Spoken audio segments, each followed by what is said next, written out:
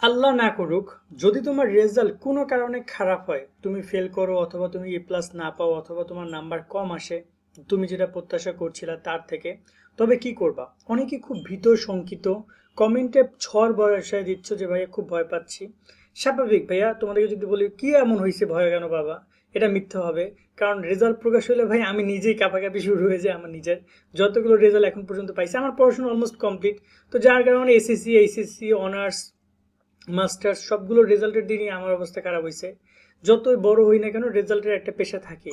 But result খারাপ হলে কি করবে, আমি রেজাল্টের আগে এই ভিডিওটি করছি, বাট রেজাল্টের পরে অনেকে দেখতে পারো, রেজাল্ট প্রকাশের পরে ক্লিয়ার করি যে কি হতে পারে তোমাদের সাথে বা তুমি কি করতে পারো।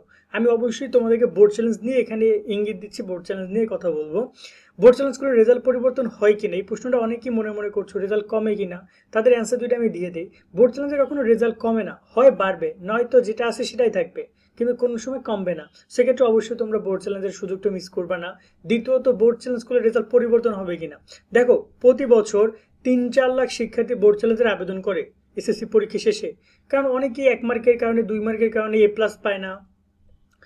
ম্যাথে অনেকেই আমি দেখেছি 79 পাইছে, মানে 1 মার্কের কারণে সেই প্লাস মিস করছে। এখন সে কি করবে? তার উচিত হবে কি না বোর্ড চ্যালেঞ্জ করা? এই প্রশ্নের উত্তরটা সিম্পল, অবশ্যই বোর্ড চ্যালেঞ্জ করো।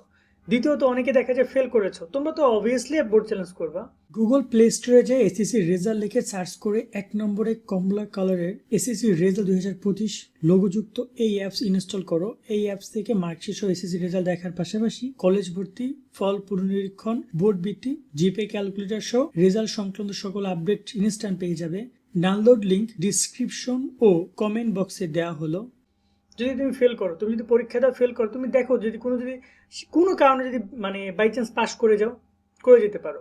এবং অনেকেই আছে যে বোর্ড চ্যালেঞ্জ করা নিয়ে কনফিউশন, তুমি তাহলে তোমার জীবনটাই কনফিউশনের মধ্যে থাকবে রে ভাই।